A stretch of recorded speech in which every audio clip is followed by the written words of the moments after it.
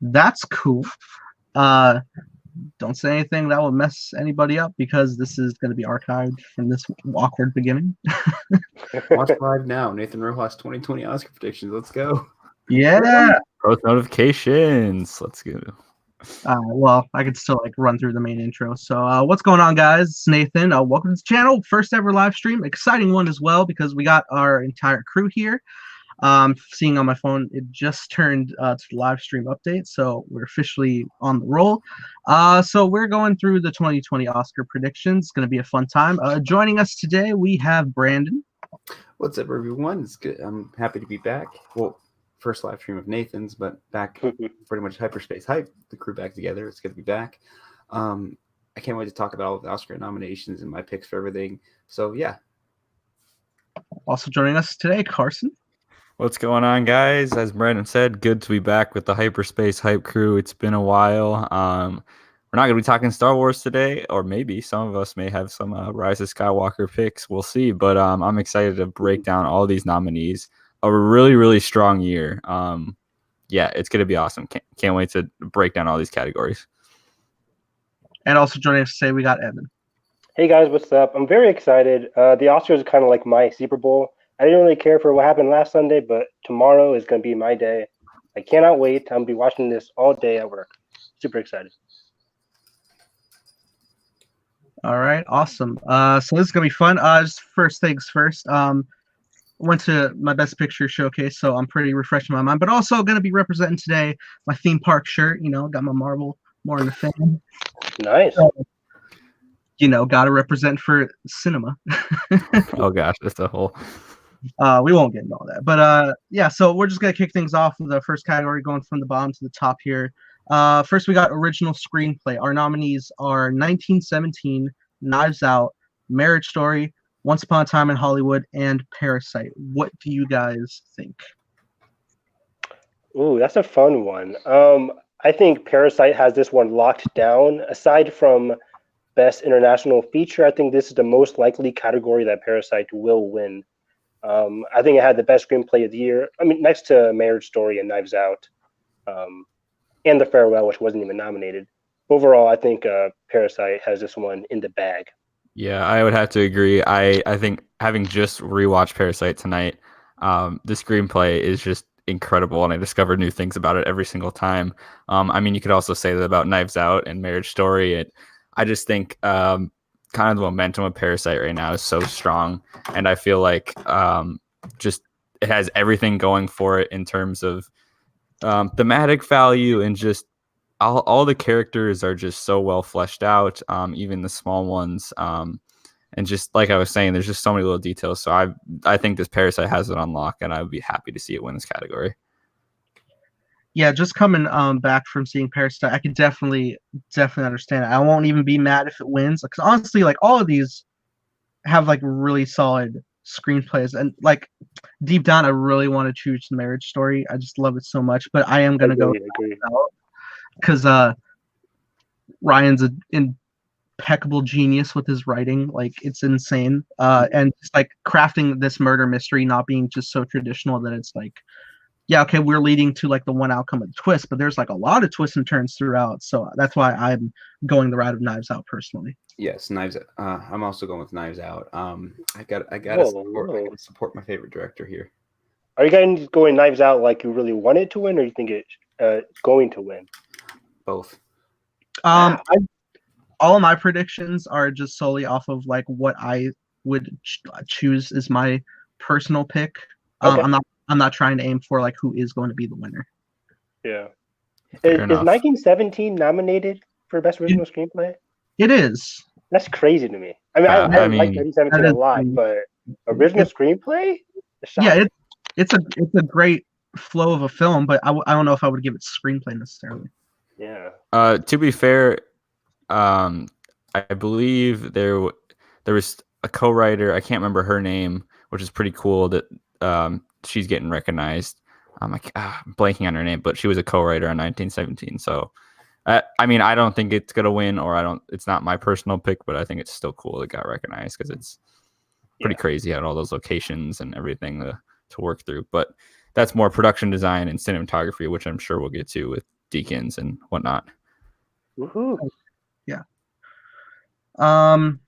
Okay, so moving to next category, we have adapted screenplay, of which we have The Irishman, Jojo Rabbit, Joker, Little Women, and Two Popes. Little Women. Little Women doesn't win this category. I'm giving up. I'm like gonna walk. Do you have Joker pulled up right now? No. Get out of here. Get out of here, Get man. out. Yeah, you know what? I think I probably would go Little Women. It is truly fantastic in its translated narrative to the screen. Actually, I can't understand the time gaps. I'm gonna need help. Storytelling. What's that? Just tell me where we're at. Give me a timestamp. Joker. I'm gonna have to go with Joker. It's gotta be Joker. Are you serious? Like Wow, for a going to wand? Joker. Well, explain. Go ahead. Yeah, explain yourself. It takes a certain type of screenwriter to be able to write a character such as Arthur and the story he goes through. So I personally think Joker should get the win. I respect your reach there, but we've seen that in like Taxi Driver, etc. All right, But- whoever's in the live stream saying Little Woman. Hey, what's Yes. up, William? Little Women, Yes. yeah, Little Women for sure. Thank That's you for my coming pick, to our too. defense. Well done. I want Little Women to win. However, I think Jojo Rabbit's going to win. Yeah, I think JoJo's gonna Yeah, win it's too, like- but I'm kind of Because bummed. it won like the best adapted screenplay at the WGA Awards, Writers Guild. Awards. Yeah. But yeah, I think Little Women is the best screenplay out of the whole bunch because of the way it adapts the book, which is also a great book, and the way it goes through each of the time periods very well, and the way it humanizes all the characters compared to the other adaptations like Amy. There's a reason that both Florence Pugh and Saoirse Ronan are both nominated because of the great screenplay. So, yep, yeah. Little Women's my pick. Yeah, I mean, also like rewatching Jojo Rabbit this morning, but for the second time, I definitely enjoyed it a lot more than my first initial viewing. It definitely is like really great story, I would say. But yeah, I am definitely gonna go Little Women. It's just like God, that film is so good. I know. So great. And it's like so great. JoJo's not bad by any means. It's just I don't know. I don't know if you guys kind of felt this, like kind of spoilers for Jojo Rabbit here, but like, you know, it takes like a really weird tonal shift, I think, which I don't know, like and then it kind of picks back up with when he meets back up with his best friend. It kind of maintains like that kind of, you know, through a naivety or through a kid's eyes. I like that part, but I don't know. It was a weird balance of emotional moments, and it just didn't all worked for me. But I God, the performance in that movie is just so great from the little kid that it's just such an enjoyable movie. So I'll be fine with it winning this category. Oh yeah, it was I thought it actually did flow really well, and yeah, I definitely got it. Roman, rest of his name. He's Great job. he's great, but also I think Scarlett was also really fantastic in it. Yeah. Now we're going to like full reviews of the Same film. with gosh, what's her name? Thomasin McKenzie. Yes, Thomasin McKenzie is one of the best rising stars. one of the most underrated actresses in Hollywood right now. She's incredible. And we'll see her in Last Night in Soho in a couple months. Yes, in September, right? Yeah. God, so soon. That's exciting. Okay, moving to the next category, we got visual effects. Hello. We got phenomenal visual effects. We got Avengers Endgame, The Irishman, The Lion King, 1917, and Star Wars: The Rise of Skywalker. Endgame. Very Disney heavy category there. It's very fascinating. See, Oh, yeah. the only thing Irishman has going for them is the de-aging technology. But Yeah. I've seen Avengers better, Endgame but- mixes that in with a lot of other things. So I'm gonna have to say Endgame here. No way. 1917, I think, is gonna take it. Yeah, I'm with Carson. I'm saying 1917 only because Avengers Endgame didn't introduce anything visually stunning that we haven't seen before, like last year in Infinity War. They Or introduced Captain America catching Mjolnir. Which Thor has done. which is a great moment, but visually it's like, oh, I've seen everything in those movies before. It deserves to be nominated, but it wasn't like eye appealing for me personally. I mean, I would go with 1917 as well. personally. I would go with Ad. Ad Astra, but that's just my pick. I'm sorry. It should have been nominated. Yeah. I would have snubbed. I would have Big time. initially, for me, one would think I would initially go Avengers Endgame or Rise of Skywalker, which I love both.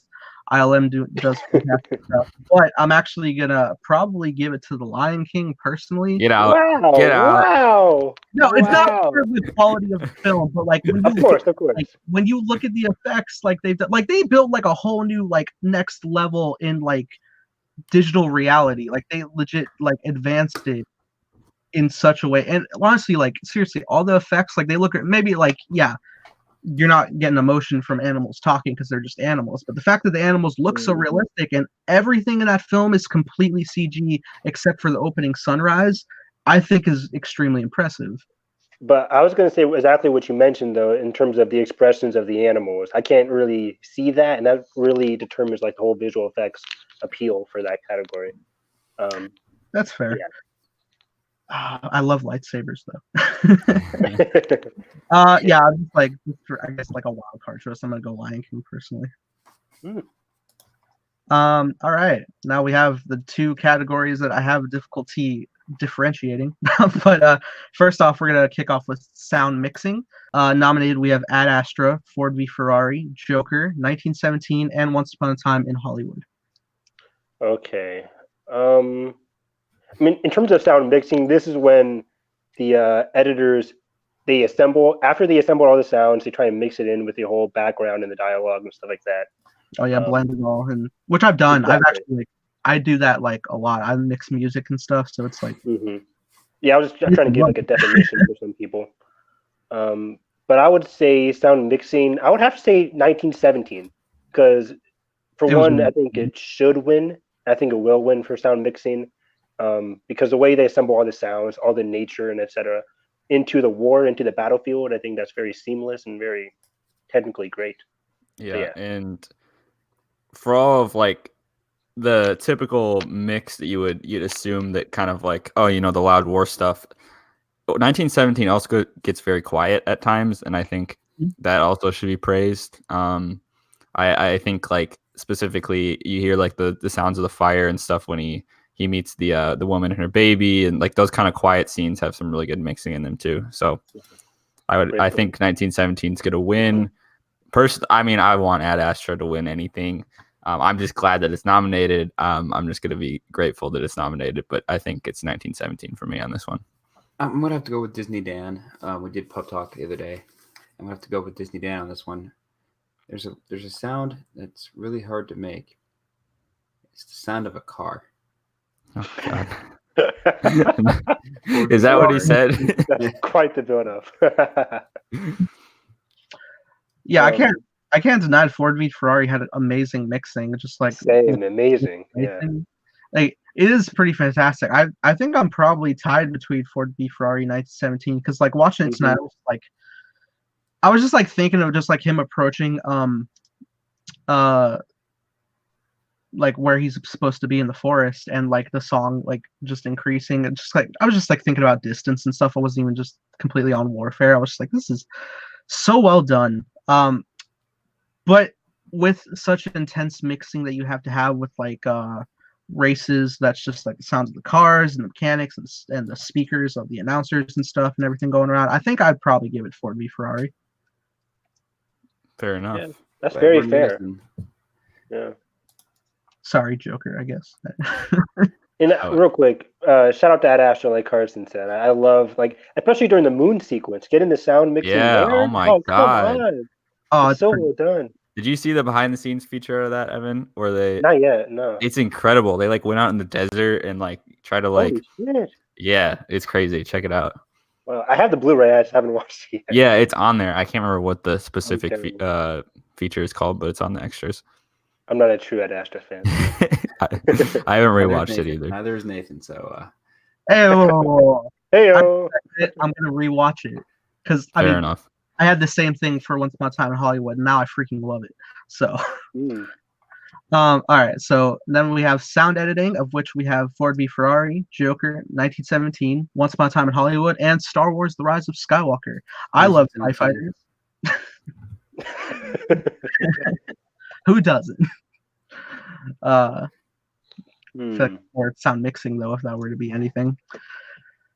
But for sound editing though, it's similar stuff. I mean, like Ford v Ferrari is pretty incredible with its back and forth with the racing. Once Upon a Time in Hollywood is if I like really were to think on that, it's pretty good with just like moving from different scene to scene. I think I'm mainly thinking like music cues and stuff for that though, so I'm not entirely sure. Mm-hmm. I think I'm gonna go Ford v Ferrari on this one. Yeah, I think probably just because I think like if you think of it like overall, I think I think it's either going to be 1970. This is like prediction, not like necessarily want. I think it's either be 1917 in both of these categories, Ford v Ferrari in both of them, or one or the other. So I think it could be pretty interchangeable in terms of which ones you see take either of these awards. But I would love to see 1917 get one and Ford v Ferrari get one because I think they both deserve it. You don't think they'll give an Oscar for the Emperor breaking speakers with lightning? Oh my god! Iconic scene. Iconic. Quiet, kid. Palpatine's about to drop the base. Surprised they didn't have to put. Do you remember during the hold on maneuver, like all the theaters like put up? There's a scene of no volume, and it's an artistic choice. Like, wait, what? I don't remember that. No. Yeah, no, there was theaters. There's like were doing that. they put up and they're like the sound is not broken. It's an artistic choice. I'm like, come on, people. Oh my gosh! It lasts for like 3 seconds. Literally. And like you hear like the sound like fade back in. It's not just instantly like a cut that's jarring. Exactly. I would say 1917 as well in terms of what will win, because I think most Academy voters don't even know the difference between editing and mixing, so they vote for the same thing. But I'm with you, Carson, and Brandon. I would say Ford v Ferrari as well. I think that one deserves credit for its sound. Make the dads happy on this one, so we can get the other categories. Lightsaber. All right. Live action short film. You guys see it? I'm just gonna go with like the film that sounds the coolest in this one. So we got Brotherhood, Nefta. This one with skateboards. The skateboard in a war zone or whatever. I think. No, that's or is that? Is that something else? That's something else. Yeah, it's live action short film. Continue reading the category. I mean the nomination. Yeah, I gotta look back at my all right. So we got Brotherhood, Nefta Football Club, The Neighbor's Window, that's the one. Saria, and A Sister. Carson, I just tagged you in Twitter, the link. I haven't the faintest clue. Did not see any, unfortunately. I'm just gonna go with the one that sounds the coolest, The Neighbor's Window. Me too. Yeah, I think Neighbor's Window. That sounds. Oh yeah, I had The Neighbor's Window too. Reminds me of Rear Window, which is a great movie. Exactly. Let's look up the synopsis for it so we at least have a general. Watch it be the worst idea. If I could spell The Neighbor's apostrophe window. Aha. Story of a middle-aged woman with small children whose life is shaken up when two free-spirited 20-somethings move across the street. Okay. Sounds kind of like the woman in the window coming out. I just saw a trailer of that today. For Birds of Prey. Moving to the next category, we have animated short film. Did you guys see it? No. Is this one with Hair Love? Is that the Yeah. That's the one with Hair Love. Our nominations is Daughter, Hair Love, Kit Bull, Memorable, and Sister. I don't know where I was, but I saw a snippet of Hair Love, and now that's kind of cool. I like the way it was animated. Hair Love sounds the coolest. I'll trust you. Yeah, I don't know. Kind of going through Twitter, it seems like Hair Love or Kit Bull is gonna win. That's purely just looking at people's tweet, other predictions and stuff. That's why I saw it, because it was getting a lot of praise. I was like, okay, let me check it out. And Hair Love's Alrighty. Moving to our next category, we have production design. I think we're all in unison on this category. one. Parasite. Well, hold on. 1917. Parasite. Yeah, I'm gonna say this is a difficult category. Our nominations are The Irishman, Jojo Rabbit, 1917, Once Upon a Time in Hollywood, and Parasite. 1917. There's a lot of set design going on between point A and point B with how little the camera's cut. So there's a lot going on. Yeah, but the environments of Parasite has so much going on within a small space. Like, it's incredible. Like, and just they literally use like the architecture of everything to like I can't even explain it. Like, it's just everything is in unison, and like it just makes me so intimidated to ever make something ever again, just of how calculated everything is. I want Parasite to win, but 1917 will take the win tomorrow night, I think. I could see it. I don't know. This is a difficult choice. I actually have Once Upon a Time in Hollywood winning this, which I could see as a wild card too. Yeah, true. Because I think in terms of like actual wins for Once Upon a Time in Hollywood, besides Brad Pitt, this might be the only win it's going to get. And I think it deserves it too in terms of all the different sets. Like looking like, what is it, 1969? I think, I forget the year, but everything just looks so realistic and so like in that era, in that time period. Yeah, and I also love the way, you get like the movie culture and the being on set. I love the scene where the camera goes back to one, and you kind of see this whole set, like how that operates, and like they're intentionally like designing it in a way that like you kind of get behind the scenes, yet you shift in and out of like the movie and then like the show that he's filming, and I kind of love how that operates in a set. Agreed. Yeah. Yeah. Normally, I'm always a sucker for period pieces.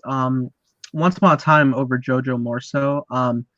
Irishman looks pretty good, but in 1917, I won't take away. Like I was like looking at all the sets. The fact that it's like all mostly built together is pretty fantastical. But like watching Parasite and just like one of the shots that really captivated me was just like them going down the stairs, like down to their normal level that they live that was flooded. Yeah, it was just, like, that just huge wide shot was fantastic, and just their cramped environment. But also, the house alone is impeccably designed, like from every corner and stuff. It's just so gorgeous. They built that whole street of where the flood happened.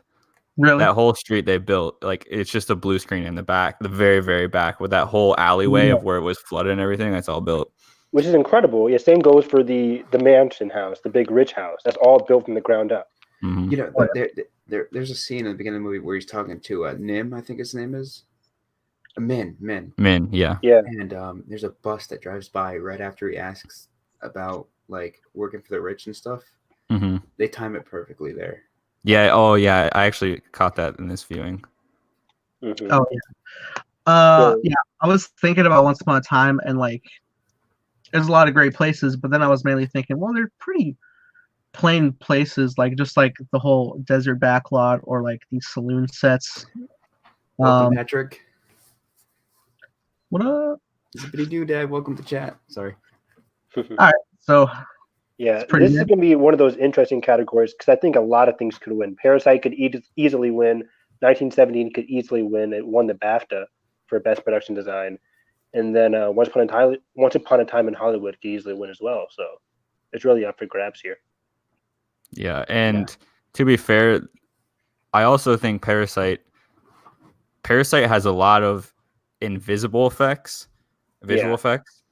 And so honestly, I think it should have been nominated for best effects too, purely because you can't even tell half the time what's production design. I mean, what's built and what's in the background, because everything is so seamless. So it's kind of hard to differentiate in some of these categories because Parasite is just so intentional in all these things, and it's just built from the ground up, both from its effects and the big house and everything. It's incredible. Oh yeah. Okay, moving to the original song category. We got a few lined up here.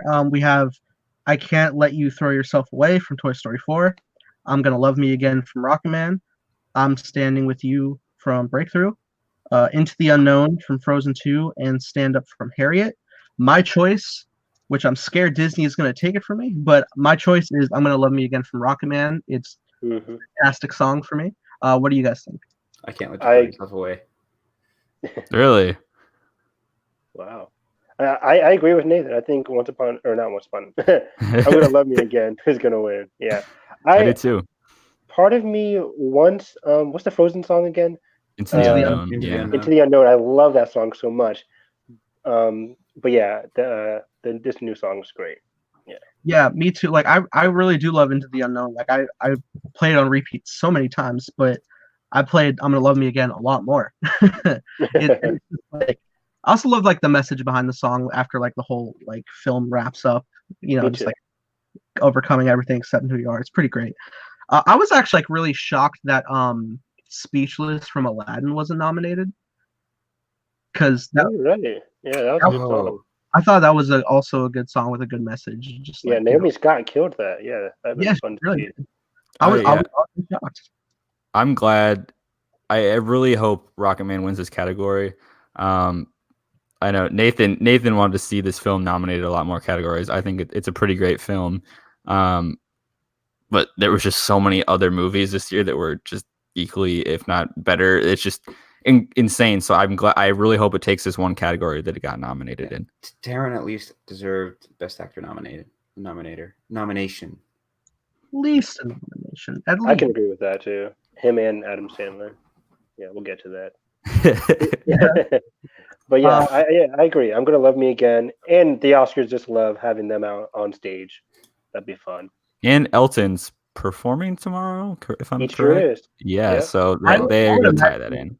I'd imagine Taryn would probably perform with him too. That'd God, be how crazy. I don't know if that's man. how did it not get nominated for costume design? We'll get there. Our next category, we got original score. Really Ooh. exciting. We got Joker, Little Women, Marriage Story, 1917, and Star Wars: The Rise of Skywalker. Here we Very go again, Brent. The Joker. The bathroom dance alone. No. The bathroom dance alone. I left Joker, and the first thing I tweeted about was the score because the score is so recognizably great. Mm-hmm. And I think she's the same one. I forget her name. It starts with Hilder. Hilder. Can't remember her last name. But she did Chernobyl last year too, right? Yes. I think she did Chernobyl. So I'm kind of like putting this win in with Chernobyl. Chernobyl. You're like associating it with Chernobyl. I sure am. But yeah, Joker. It really connects with the theme of the movie, the haunting score. It's just so visceral, so really good. I would personally go with Marriage Story. I think Randy Newman did a fantastic score. People like to make fun of it, say like, "Oh, it reminds them of Toy Story or whatever bullcrap." I don't even remember the score for Marriage Story, if I'm being honest with you right Are you now. serious? Yeah. Wow. Yeah, I am insulted. I remember the framework of the score. I don't remember the exact beats. I need to go back. It was a great score for sure. However, my boy Thomas Newman coming in hot with 1917. Yeah. Incredible score, guys. 1917 is a fantastic score. You cannot tell me that when the score is going and he's running across that point and he's getting knocked over, that you're just sitting there in absolute awe. It elevated the thing. I love the Joker score, but I think it overstays its welcome in the fact that like it takes over the complete scene. It's very loud and it kind of takes over the scene and the emotion. I think versus 1917, I think it complements it better just from both the narrative perspective and just like the actual score itself. So that's why I'm going 1917 on this one. There were two things that Joker needed, like two things that made Joker amazing: Joaquin Phoenix and the score. So I got to go with the score here for Joker. That's all fair choices. And I can give like every film its due because I sent in chat earlier. I got a little snippet video of the end credits for 1917 playing. I was just like, my God, this music is fantastic. Going, it's just it gets so intense at times, and it really is beautiful. Joker, I appreciate a lot. It's like I like how unique it is and how like unhinged it feels from its reality. Definitely. It's really great. I quite enjoyed the Little Women score for some of the upbeat tunes that it has. Suddenly great score. Wait, is it nominated? It is. It is. Really? Yeah. I remember watching it like, oh, okay, yeah, this is a nice period score. It really works for the film. Yeah. I also felt that Marriage Story definitely fit in the places like the scores were used, because there's definitely some scenes that are just straight silent. But then like when you're going through like these different things, it almost makes it kind of quirky in a way when you're just like you're dealing with like a very sad subject, but like some points are just like it's kind of funny. But I'm telling you, there's one scene towards the end when Charlie is reading the letter from Nicole with his that son, breaks my heart. and then like a third of the way through through him reading it, the score kicks in, and that's when he starts to choke up and cry a little bit. And that's when Nicole enters the room, and you hear the score pick up more and I don't more. even remember there being a score at that moment. I was so Dude, distracted I'm by telling you, Adam. I don't know what you guys are talking Adam's about. really I good haven't in seen that. it yet. That's how Guys, good Adam is. Um, Rewatch that scene. I'm telling you, so I good. will. I will. I'm gonna toss some love since it's his birthday. Rise Skywalker is always great. Happy Well, birthday. I really okay. Like you can't deny like John Williams has never turned in a bad score. I don't Oh think. no, True, but I mean, but, he has if so it many was awards that if it was Yeah, Last Jedi score this year, I'd go with John Williams. me too. yeah. I just want to like highlight some things because like Rise of Skywalker had like a lot of great. I mean, just from the get go, I love hearing Kylo's theme when he's tearing up on Mustafar. Name one song, The Spark. You can't name like an iconic song in the Rise of I Skywalker. can't. This is crazy. You to can't. Me. You Jedi can't. Steps finale. You can't name anything like that in Rise of Skywalker. Oh, New Home. oh no, stop no, it. no, no. But the new Kylo Ren score for the redeemed Ben Solo, he doesn't Yeah. have an official track, but when he enters Exegol, when he turns towards the camera, yes. and then the theme pops up a little bit, it's like a higher key version of the Kylo Ren score. Now, granted, I can't specifically name tracks, but like I do have stand on like Evan said, like the Ben Solo stuff was like a beautiful mix of like a lighter tone of the Kylo Ren theme, but also like little hints of Leia's theme, which I really appreciated. There's a little bit of a Reylo cue of music that is also very. I nice. wish we would have gotten a full song that like evolved into a Would Ben love. Solo theme by the end of it, and it could have been a mix of all those things. I know. I agree. Yeah, it's not a single track; it's mixed in with other things, which is weird. Yeah. Welcome to Hyperspace Hype. I'll agree because Anakin and Padme have Across the Stars, and Han Solo and the Princess is an iconic. Mm-hmm. So if they had their own, I would have really appreciated. I also did like when feel how you feel about Rey Palpatine. I really did like how they took the Emperor's theme and applied it to Rey in like a lighter tone at some points. I like just like changing up. I didn't know that was a thing. Yeah, when she's talking to Finn, and she's just like, nobody knows me and stuff. Like she's like, he killed my parents. There's like a lighter theme of the Emperor's theme. Whoa, fascinating. Ooh, one moment I do like is when she enters the Death Star wreckage. Yeah. And it is a retread of Return of the Jedi music or something? It's Anakin's death music in Return of the Jedi. Okay. Yeah. It's not in the soundtrack either. What? It's it's nowhere in the Rise of Skywalker. Well, I take back what I said now that I can't listen. I'm just kidding. But I want to. There's so much missing. Yeah, great scores. Great question for another time. Oh, I need to make him. Oof. When Maz was a character. There's besides exposition. It will take everything for her to reach her son now. Okay, Maz. Okay, if I fell back to the effects for that, I was actually shocked that they actually replaced Maz's jaw with CG, but like the rest of her was a puppet. I still can't believe that. I don't know. I didn't even know on my first and second viewing since she was a puppet. Yeah. I knew she was a puppet. I knew very well because I was always like, how come Maz was never a puppet? It was just like, oh, she is now. Yeah, okay, so original score, out of Joker, Little Women, Marriage Story, 1917, and Rise of Skywalker. What was your all's choices? Joker. Okay. Evan, you choose? What is this for score? What did I say? I think I said I want Marriage Story, but Joker's gonna win. Okay, and Carson, what'd you say? I said 1917. Yeah, to stand out. Win, right? I think I could choose Star Wars. It won't win, but don't do that. Don't do that. Oh, why not? All right. You know what? All right. So like, I think it's probably gonna go to Joker, but just like to be different and like because I really like it, I'm gonna go 1917. Yeah, it's crazy how there's two Newman brothers, but one of them or both of them might not even win, which is crazy. Oh snap! So we got makeup and hairstyling next. Nominated was Bombshell, Joker, Judy, Maleficent, Mistress of Evil, and 1917. How Maleficent made it into this category, I have no idea. I've seen Because two it's like a in this medieval category. Angelina Jolie's cheekbones for. I saw that movie and I was like, okay, it's not anything special. But Yeah, it's not like intense with like it's. I mean, Warwick Davis looked pretty good in his makeup. he was in the movie? Yeah, he's that goblin dude who's like working with. Holy crap. Okay. Yeah. I'm gonna have to say Bombshell only because like I heard you guys talk about that on Pub Talk. the things we've. Oh, you watched Pub Talk? That's awesome. Yeah, like I hopped in and like somebody was bringing up like some actors are just unrecognizable, and I would agree. Yeah. But then again, See- Joaquin's also. I mean that's a completely different thing. But Joaquin he lost his own weight to make himself look different. But Yeah. go ahead, Carson. Bombshell's going to win.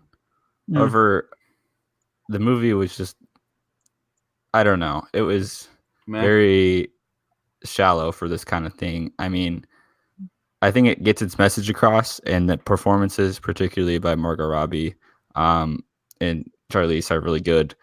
But I don't know. It's going to win makeup, which I'm fine with. But I don't know. I want 1917 to win in this category, actually, which is kind of interesting. Just for some of like the gore and when he's like underneath the rubble because they have to like get all that stuff like perfectly set on him and how that falls off and all that stuff. So I don't know. When he's trapped in the dust, just like yeah. He's like legit like blinded for part of the yeah, I would definitely give it that. Like the gore and stuff, like just like all the blood under the fingernails that you have to keep continuity with throughout the whole thing because it's supposed to be one shot. Mm-hmm. Mm-hmm. Yeah.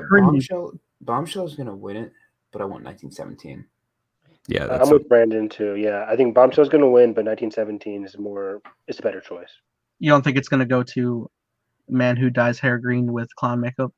Not at all, because we've seen that before already. We've seen like what 5 or 6 Jokers. So yeah, and I think that's like the only like real thing you could pull from Joker. But his tears washed down his face and the blood. Cinema.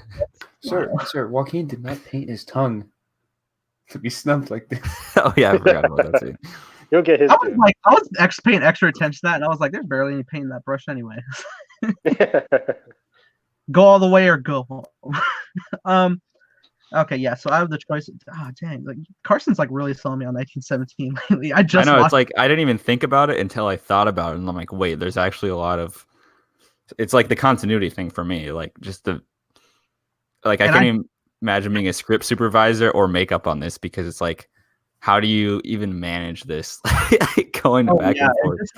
Just coming back from it, I'm just like thinking like extra hard about it. I'm just like, man, so much good. So yeah, I'm 1917 again. Let's go. I think we're all in unison on this next category though. We have international feature film, of which we have Parasite. No, what's the other one? Like Pain and Glory or something. We're gonna give credit where it's due. It's my stream. Corpus Christi from Poland, Honeyland from North Macedonia, Les Miserables from France, Pain and Glory from Spain, and Parasite from South Korea. Yeah, Parasite. Yeah, so like if it didn't win, there'd be a conspiracy because it has it. However, it's like a wild prediction here, but if Parasite does not win Best International Feature, I think it's a lock for Best Picture. But I don't think that's going to happen. I think it's going to win both. Yeah, I think it has to win both. It deserves both. I agree, but I'm just saying, like, it will be a big bell or alarm that if like Parasite didn't win this one, then it would win the official Best Picture. But that's never going to happen. No, Tyler. Pain and Glory will not win. Everyone does not know this. It has me intrigued since Antonio was nominated for lead actor. But that's all I can. That's all I really think. I haven't seen it. I've seen the trailers. I missed out on it. I really wanted to see it. It was playing near me, but I never got the chance to see it. And I'm shocked that what is it called? Portrait of a Lady on Fire was not nominated. Oh my god. I forgot. Yeah, I recently watched coming out that, in a few weeks. Oh wow! Yeah, I didn't get a chance to watch that yet. Yeah, it's insane. You're gonna love it. Oh my god, I totally forgot about that not being nominated. I don't know if it was something to do with release dates. Must have been, because I Mhm. know it played at festivals, but I don't know if they got it in It got a theaters in lot of time. love at Maybe. festivals. Yeah. I think it's coming out next week actually, so I'll see that Valentine's Day by myself. Yeah, there's like early. There's like I think there's some early screenings this week or something before it goes wide on the 15th or 16th. I don't know. Yep. All right, our next category we have film editing. A very Ooh. popular category. Great category. We have Bohemian Rhapsody. Just kidding. God damn it. Oh my god. Had to do with them. Oh. No, we have Ford v Ferrari, The Irishman, Jojo Rabbit, Joker, and Parasite. Parasite. Man, this is such a fantastic category. All these nominees had great editing. Man. I'm gonna have to go with Parasite only for that entire scene where they're trying to get the housekeeper fired. Yes, There was the like 60 plus cuts. self-trust right after that line. There's 60 plus cuts, and like it all blends together perfectly between the dad the dad talking to Mrs. Park about how he couldn't how like he wasn't trying to eavesdrop, and it cuts right to him rehearsing the line, and then the son being like, "You're here, you need to take your volume down." Yeah, your emotions up here. I need you down to about here. So great. Also, the ending monologue. Also, the whole. I was just about to say that the ending monologue is like one of the best edited scenes. Insane. Also, the scene where they call and she's like, "Yeah, we have 8 minutes until we're back." That we haven't even talked about. That's insane. Oh my God, sequence. yes. Ending with like the housekeeper just nailing her head on the back of the thing. God, it's man, that should have got like some sort of sound thing. That was really good. Yeah, the thud is Squelch. And like all the editing around the Morse code stuff is pretty great. It's Parasite's definitely gonna be my choice. Parasite's my choice as well. After that though, I would probably go Ford v Ferrari because racing. Same. Yeah. Irishman. I don't. What are the other nominations? Irishman and Joker. And Jojo. And Jojo. And Jojo. Yeah, that's a lot of great nominations. Jojo's got some. Besides Joker, I don't know. I can't see good editing in Joker.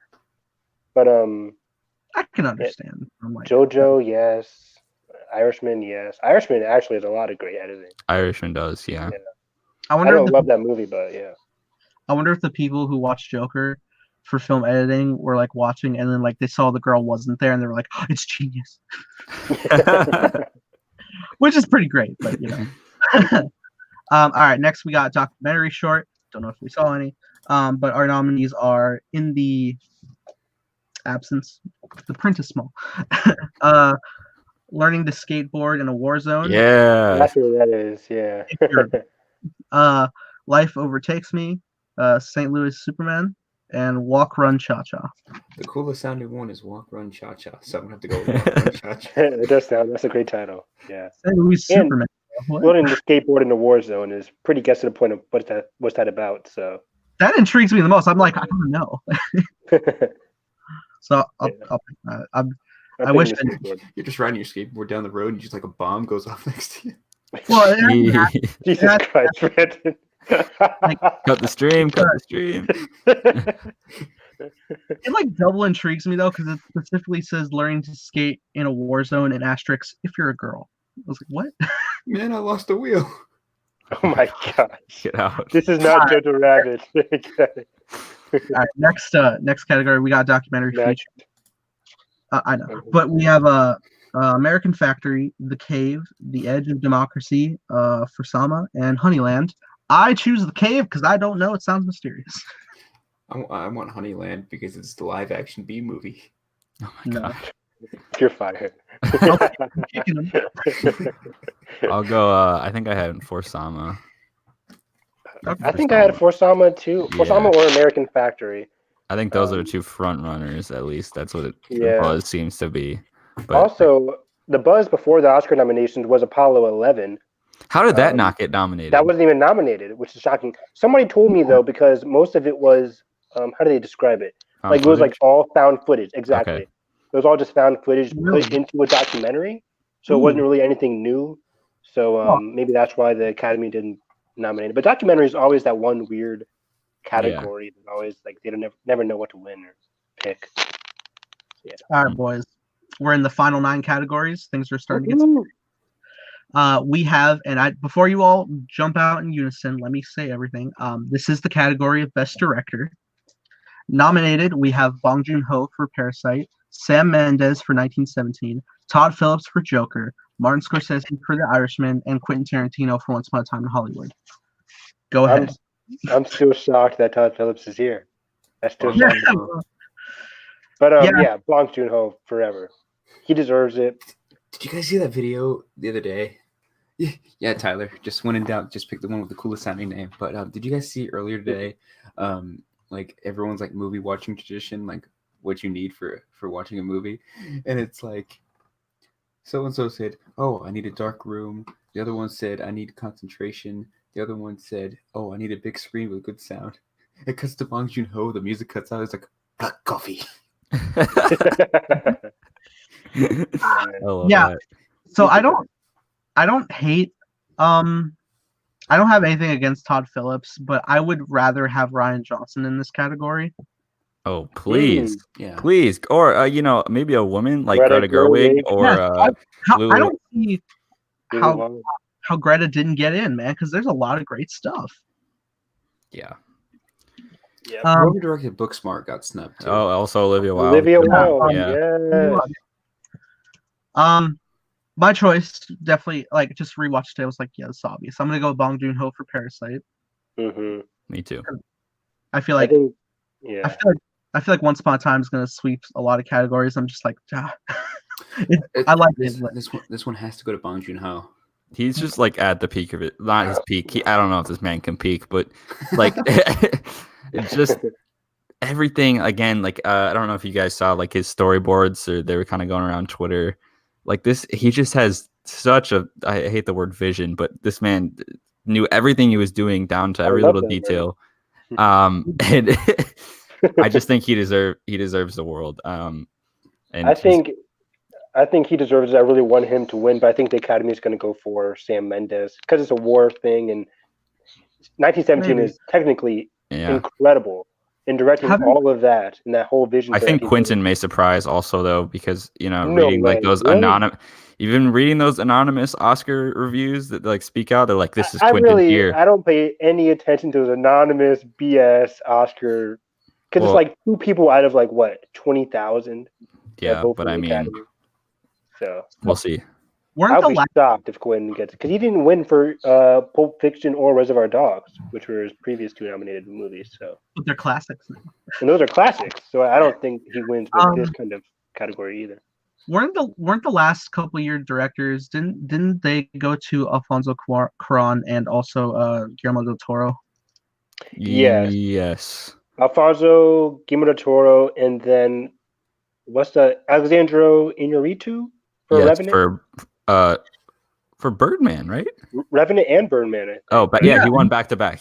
Back to back, yeah. And Revenant was kind of like one of those like it wasn't shot in one take, was it? Revenant? I don't know. No. Revenant, they were in the wilderness and like They were in the wild. But anyways, they usually give it to like people who do like outdoor war stuff, Right. very technically challenging kind of movies. I don't know, man. I see a pattern of outsiders winning. I'd figure. Outsiders. Bad choice. I know what you mean. Yeah, I think Bong Joon-ho deserves it. I hope so. All right, moving on. It's fun. Like everything's like a super heavy hitter, but then I feel like this one dials back a bit because even though I love it, we got costume design. Ooh, great category too. Not Rocket Man. I'm out. But all right, so we got The Irishman over Rocket Man. I don't know. Jojo Rabbit, Joker, Little Women, and Once Upon a Time in Hollywood. I'm sending you The Irishman costume design featurette, and you're gonna regret every word. There's so many costumes. I will not. Really? For Irishman? Yes. Wearing There's t-shirts. I don't. No, go watch. I'm gonna send this to you. It's They were actually in pretty cool. t-shirts and business suits. Same thing goes for Jojo Rabbit. How that gets nominated for wearing Nazi outfits? I'm like, what? Yeah, I'm with you. What's so special I'm about with it? you. I'm with you on that one. On the nomination. basic premises of it being Nazi uniforms, I cannot vote for it. However, What's so special about Nazi uniforms? Exactly. I don't However, understand it. Sam Rockwell's uniform at the very end is so freaking funny. Oh, You're it's right. good. That was hilarious. Yeah. Rockwell was great in it. I And, I do love what they had for Once Upon a Time, like not just their like 60s and 70s attire, but also like their on-set attire stuff. thought it I was agree really- with Nathan there. I might have to say I love Little Women, but it's between Little Women and Once Upon a Time in Hollywood. All right. Well, I Specifically- want Little Women too.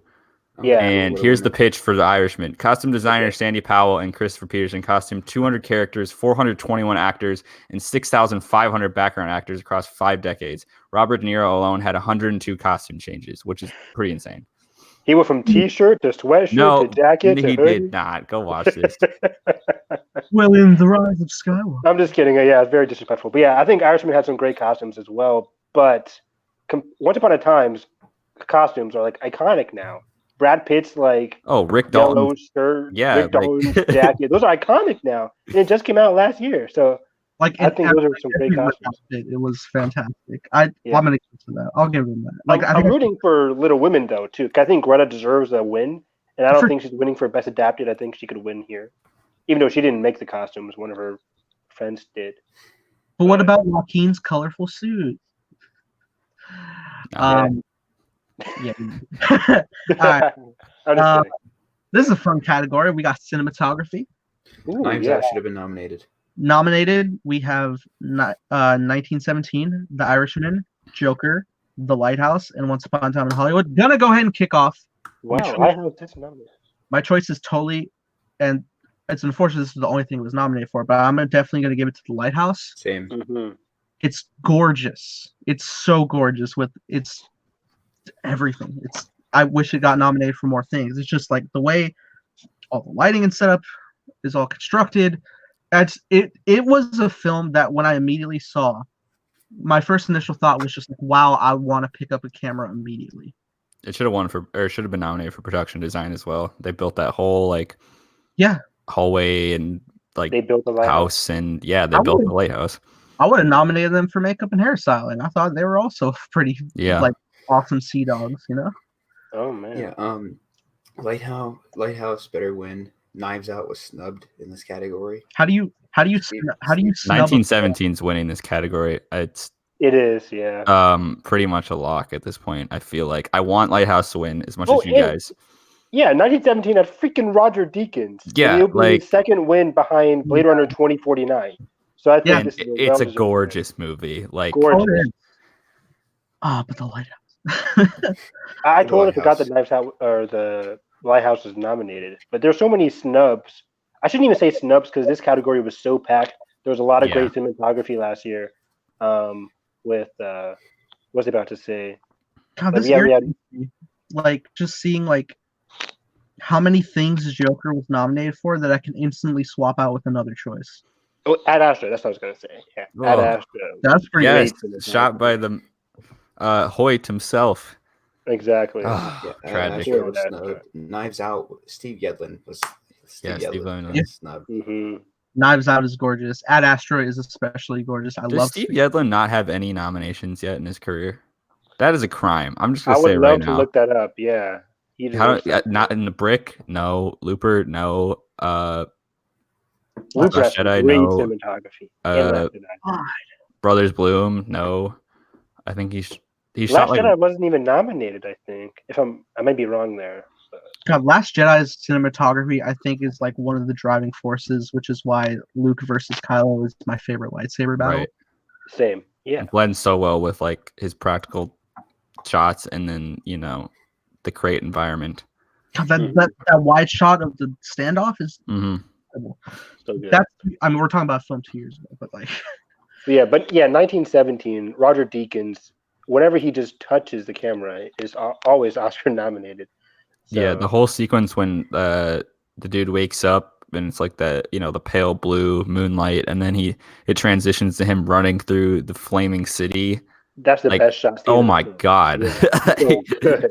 I remember being in the theater, just like my mouth was wide open, like, wow, this shot so well. Yeah. absolutely. We're gonna be moving on to Best Animated Feature. Our Ooh. nominees are How to Train Your Dragon: The Hidden World, which I really need to see the How to Train Your Dragon film. It is the best animated movie of last year. I mean, That's why I Um, wanted to win, even though I haven't seen it yet. Yeah, I that might be my choice. Also have I Lost My Body, Claws, Missing Link, and Toy Story 4. I'm shocked of like the amount of nominations Missing Link gets, and like the fact that Frozen 2 was not nominated because Frozen 2 is gorgeously animated. Also just a mid movie, but that's Yes, just my it's opinion. about the story too. I liked it more than Carson. But I like Frozen 2 a lot. The I like, lore is cool. oh yeah, I love the world building. Give what's I like the character. Jennifer? What's the director's name? Kent. Yeah, I would give her something to do in Star Wars. I think she'd be pretty good. Mm-hmm. I'd be down. Out of these choices, I can't deny Toy Story 4 is pretty great. It does feel like, like we did wrap up very well with Toy Story 3, but I did feel like Toy Story 4 somehow delivered yet another amazing farewell. I was crying. Yeah. I mean, like it's one thing to like say goodbye to Andy, but now Woody has to say goodbye to Buzz. The heartbreak. It hurts. So sad. So sad. It's so good. And I love the message that like, we had like a main villain driving, but like she didn't remain a villain by the end. Like we actually like were able to help her, which I thought was great. Mm-hmm. And I love Keanu Reeves in it. It was pretty funny. There's a lot of great stuff, a lot of great use of toys, and just like going to like a whole new environment. I mean, I know Toy Story 3 took us to like the daycare, but like going around like a whole like from a playground to a whole carnival and like antique shops and like God, I'm impressed how far Pixar has come in their animation, especially like when you look at like the cat, raindrops. the raindrops, the opening sequence. Oh my gosh, yeah. Insane. And I swear to God, their cat is real. That's a real cat. It's no way it's just animated. I need to watch that film. Looks real. I know. It looks so real. Also, my girlfriend just texted me. She's like, "You better say Kloss. You better say Kloss. You better pick Lost." Which has a cool animation style. I have actually not seen the movie, but shout out to Claus. I need to watch that tonight. I'm gonna make that my goal for tonight after we finish this stream to watch Kloss. After I watch the Clone Wars too. There's so much stuff to watch. I know I need to check out the How to Train Your Dragon trilogy, but like I will say, like I'm curious to check out Missing Link because Leica Studios, like they made what was their last film they made? Kubo and the Two Strings. A film. Coraline, yeah. Scrolls. That has me intrigued. And like it has like a pretty high critical rating as well, so which I was really surprised by. I guess like trailers don't always do a film justice, really. So yeah, I get it. I'm sorry, I love you, but I'm not gonna pick Kloss. I gotta go with Toy Story 4. I'm sorry. Toy Story 4. I think in terms of what will win, I think Kloss surprisingly is going to win. That's what I think too. But it's between Kloss or Toy Story 4. But if anybody had any brains, it would be How to Train Your Dragon 3, which is caps off one of the best trilogies of all time. Up there next to the original trilogy. Up there next to Lord of the Rings. Okay. It is one of the best trilogies of all time. I've seen the first one. It's pretty damn good. But I have the whole trilogy box set for. I have the third one. I've never. Carson, you need to stop this live stream. I have the third one in 4K. You definitely convinced me. You've convinced me for sure. It is so good. Like I was in tears at the end of How to Train Your Dragon 3. It's so good. The acting, the animation, out of this world. But yeah, Kloss might win, but How to Train Your Dragon deserves it. All right. Rant is done. So we are in the final five, guys, which means we're locking into the biggest of the big. We are starting off with supporting actress. Our nominees include Kathy Bates for Richard Jewell, Laura Dern for Marriage Story, Scarlett Johansson for Jojo Rabbit, Florence Pugh for Little Women, and Margot Robbie for Bombshell. I think we're all in agreement on this one. You don't know. We should be, right, guys? Come on, Laura Dern, right? Yes, Laura Dern. I think I'm. Thank you. Having seconds. Florence Pugh. Oh God, she's like the she's best. Incredible. In Little Women. This really is a stacked category. Granted, I didn't see Bombshell or Richard Jewell. I don't like this category actually. Really? I don't like Kathy Bates in Richard Jewell is a mistake in my opinion. I think she's great. She's solid. She has some good crying scenes, but I don't think she's like Academy Award nominated. And what's the other one I don't? Oh, I didn't see Bombshell, so I don't know about Margot Robbie. So I can't really comment. She's on pretty good, but I'm suddenly stuck because like I thought initially I would choose Laura Dern for Marriage Story. I probably still am, but like I have to give like so much props. Like Scarlett Johansson is probably my favorite part of Jojo Rabbit. She's that. Interesting. fantastic. It's I especially love the scene where like he's like Jojo knows she's lying to her, but like she's trying her best because you know she's like raising this Nazi boy, and like then she just like breaks down like, all right, you want your dad, fine, and then she like goes to the fireplace and like puts on everything and just starts putting on a show and starts going back and forth with herself and Jojo. It's phenomenal, and like I start to care about her so much that when you get to the point where like you just see the shot of her dangling feet, it's Heartbreaking. It's so sad, and she's so fantastic, and she's so caring, she's so motherly. Florence Pugh is also so impossible. So good. Yeah. So like Man. I might have given her leading actress if anything. She's just so good. I think Florence deserved the leading actress nomination for Midsommar. I'd be down for it. Did she though? Did she though? Get out of here, you Did Ari she, Aster though? hater. Get out of here. All right, we'll get. God, now I'm like at such a crossroads because I really, Midsommar is so mid. Oh, you are so wrong. dude, I really It's did, okay. She's great. She's great, but dude, I really did have Laura Dern locked down. Now I don't know. now you don't know. still going Laura Laura Dern had Dern. one of the best speeches of the entire Yeah, year. for sure, she definitely did. But oh my god, He went toe to toe with Ray Liotta. I Man. just love the role she plays. She played that one divorce lawyer that tries to make the opposite team's lives hell. No, sir, this is for Little Women. Is her supporting, right? Or am I? No. yeah, No, no. I'm actually, Laura Dern for Marriage Story. Nice. Oh. Sorry. all right. So I You didn't think know her that? I think her performance in Little Woman is better than it is in Marriage Story. Whoa. That's Fighting I- words. that's my hot take. I am Hot actually. take. I am. My hand is burnt right now. That's a hot take. I am. Oh my I am God. gonna say. I actually am gonna choose Florence Pugh for Little Women for supporting. Okay. Yeah. It's, No, I thought her role in Marriage Story was much more poignant than her role I in Little just Women. hate her. Oh, I just this, add him on it. what's the scene in Little Woman though, when she's talking in the bedroom and she's like, "I'm angry every single day of my life." Something. I need to rewatch Little Women, but I so love. good. I love the Oh scene. yeah, she asked her, "Are you angry?" And she's like, "Yes, Yeah. I've been angry every." I Yeah, love that such a great scene. I scene. feel like it's quiet and her character in Marriage Story is great, but But it's I one mean she's scene. very Little Woman, she carries that movie with. I mean, at least she carries Scarlett Johansson's arc in that movie. I mean, the courtroom Mhm. scene is great when she's talking about like the role that women have in general. Love that. yeah, she's definitely menacing too, and just like at the end when she's like, "Oh, why wouldn't you ask for more?" or whatever. I can't remember what the line was, but Yeah. she's just relentless. She's really so good. good. And basically, it's her same role from Big Little Lies, so it works. I I can't still need deny. to see that show. Florence was First season like- was great. Second season sucks. Florence is fantastic in Little Women, like when she's like younger and childish, but like also I love the scene where I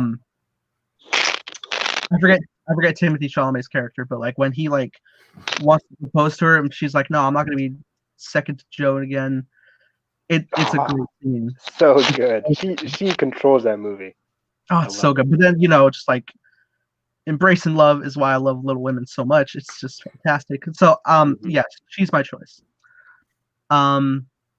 Moving to the next category, we have leading actress. Our nominees include Cynthia Erivo. What? Oh, my website's different than yours. Than your sheet. I told you I was going off this. I'm the leader of this podcast. All right. I'm the captain now. All right, leading actress. We have Cynthia Erivo for Harriet, Scarlett Johansson for Marriage Story, Saoirse Ronan for Little Women, Charlize Theron for Bombshell, and Renee Zellweger for Judy. I have ScarJo, 100%. Me too. I want ScarJo to take it, but with how Renee's been taking the awards recently, I think it's going to be Renee. Renee's gonna win. It's a Renee's lot. gonna win, but I want ScarJo as well. Yeah. I feel like whenever like tends to go out for like other awards, I feel like Oscars will tend to like take a certain category and just like curve it and just unexpected. Usually I agree with that, but like these 4 acting nominations have been locked since like November or October. It's crazy. I'm hoping we could get Olivia Colman situation where Olivia Colman, all she won last year was the BAFTA, I think. I could be Mhm. wrong. She might have won Critics' Choice, but I think it was just a BAFTA, and then she came out of nowhere and won the Oscar. So you could see a surprise in any of these categories. But yeah, I But I think love The Favorite so much. Favorite's so good. Yeah. Um, We should get a but sequel. like, my God, like watching Scarlet Marriage Story is really heartbreaking. I really think it's the best performance I've seen from her. It's nuts. Like, just, I mean, going to like the best acted scene in Marriage Story being the argument scene, like I give all the credit to Adam, but also Scarlett is insanely just well done, like with her anger and her sadness and just her outbursts. Everything is just perfect to me. Yeah, Yeah. she has a whole like 6-minute monologue Yeah, on the when she's like on Laura on the Dern's couch. Yep, Yeah. when she's talking to her. Oh, so good because you don't even realize it's a monologue until like halfway through. You're like, holy crap, they've been focused on Yeah. ScarJo for so long. Yeah. Yeah, I love her. Yeah. Brandon Carson, what'd you guys choose? I wanted it to be ScarJo. Like my heart wants me to pick ScarJo, but I know it's going to be given to Renee. So I gotta go Yeah, with that was Renee. my same. Scarlett Johansson, like you guys said, probably my favorite Scarlett Johansson performance. She's just, like she gives Adam a run for his money, and I don't say that lightly. Like, they're both so good in this movie that like you're just every scene you're kind of just in awe. You're like, oh my God. Sometimes it's hard to focus on the movie because you're like literally focusing on like their little acting things and their little twitches and like everything. And it's like, oh my God, these are two incredible actors at the top of their game. And that's Marriage Story. Yeah, this is her best Oh, yeah. performance right next to her. I Ooh, think. yes. Yeah, so good. Alrighty. All right. Final three. We got supporting actor. Our nominees are Brad Pitt for Once Upon a Time in Hollywood, both Al Pacino and Joe Pesci for The Irishman, Tom Hanks for A Beautiful Day in the Neighborhood, and Anthony Hopkins for The Two Popes. I think we might be all in agreement on this one. Brad Pitt. I don't. Oh, you're wrong. I want Brad Pitt, You're wrong. but I also want Pesci because I thought Pesci was really good. I'm in the minority. I didn't love Pesci in that. That's fair. Rewatching Once Upon a Time today, it's just like I see what you guys are coming from. I finally understand. Like, Brad Pitt is really phenomenal in the film. But if I were to think of like the performance that like really stood out to me, and it may seem more obvious, but I'm actually gonna go for Tom Hanks. I knew you'd say that. Come Yeah. on. Okay. You So love many that better movie. performances in his lifetime. Look, I Brad haven't Pitt. even seen the movie, but I can't say. Yeah, I haven't seen the movie either. So Brad Pitt Brandon, going have you off seen on his it? acid trip. I have not, but Brad Pitt going off on his acid trip the last 15 minutes of the film. Oh, it's great. And away we Dude, go. when he does that laugh, when he has a gun pointed at him, fucking hilarious. It's pretty. It is fantastic. I'm not gonna lie. But so I'm the only one who saw A Beautiful Day in the Neighborhood. yeah. Yeah. All right, then listen, because like right from the get go, like I'm not like I won't go in any form of spoiler, but like the film opens up the exact same way as a Mr. Rogers episode. So it instantly locks you into his character, and just as soon as it starts, just like from the first thing he says and his smile, I'm instantly just like, oh, childhood. Am I crying already? It's really is. It's a performance you do get lost in, and I'm surprised because I was going in expecting him to be the main lead. Yeah, but then it turns out like he is the supporting role, and the main character is the interviewer that interviews Mr. Rogers, Played by Matthew Rhys from The and Americans. really like the whole. Yeah, he is really good in it too. But like just watching Tom, like, because it's not like light children stuff he's dealing with. It's like the interviewer is like in a strange relationship with his father, like to a point like they've gotten a fist fight and stuff. Mr. Rogers is like with him addressing it because like he's interviewing him, and the interviewer keeps going back to him because it's Mr. Rogers, and he's like just so impossibly friendly in this awful world we live in. And Tom Hanks really does bring that to life. So I was like really impressed by it. Like it really is an emotionally moving performance, just from his calming, pleasant nature. So that's why I got to give it to him. Yeah, I should get to that movie because I don't know. It seemed like it kind of came out and then like 3 weeks went by at a matter of its opening weekend, and then everyone just kind of forgot about it, which is kind of a bummer. But Yeah, Oh, I've it is. always wanted to watch it because Marion Heller is the director, and she directed the movie from 2 years ago with Richard. I forget what her name is or what his name is. Hmm. But it's the one with Melissa McCarthy in that dramatic role. oh, what's it called? But yeah, that was another fantastic movie. But yeah, didn't I'll get a chance to definitely see it. yeah, it's I'll definitely say like Beautiful Day in the Neighborhood. It doesn't make me as happy as Little Women made me happy, but like it really is a film that by the end, like you do feel like real good. Like you get like your shred of humanity restored and like good people Oh, type she thing. directed Can You Forgive Me? That's what it is. Thank you. Yeah, With Richard E. Grant also. I Richard E. forgot he's in it. Grant. Yeah, love that movie.